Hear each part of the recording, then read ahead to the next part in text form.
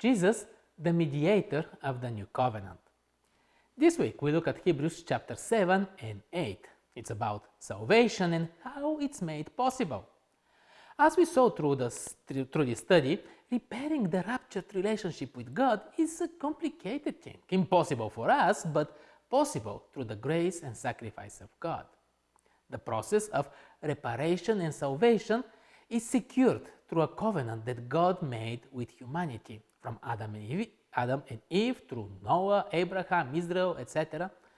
God promises to protect us and to save us, and we promise to follow.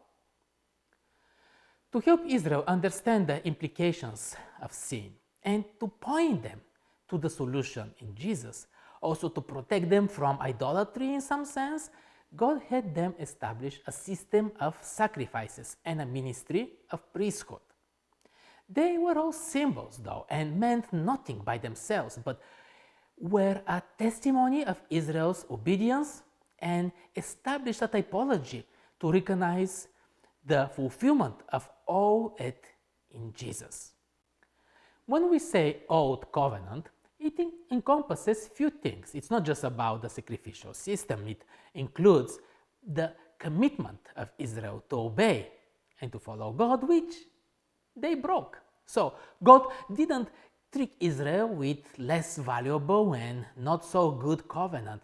It's not that the old was about salvation by works, while the new one is about salvation by faith, as some believe.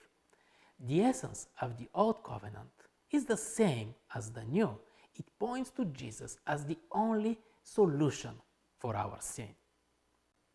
The ceremonies of the old were symbolic and temporary until their fulfillment, and this old covenant needed to be renewed because, well, Israel broke it.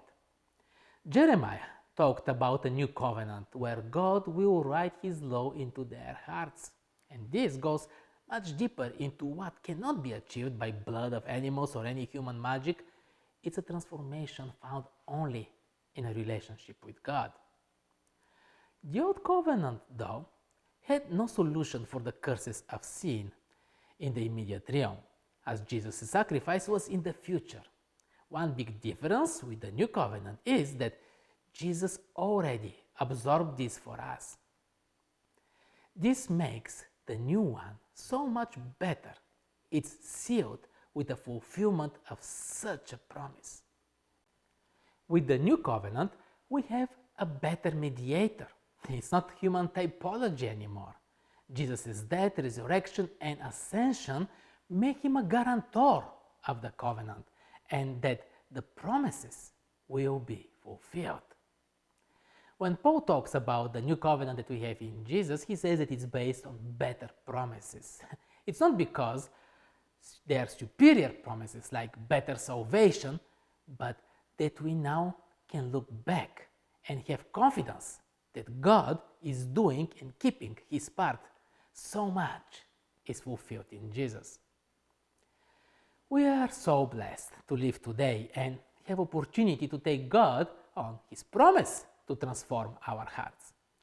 It's so much more difficult to look into the future and try to imagine things that you have never seen.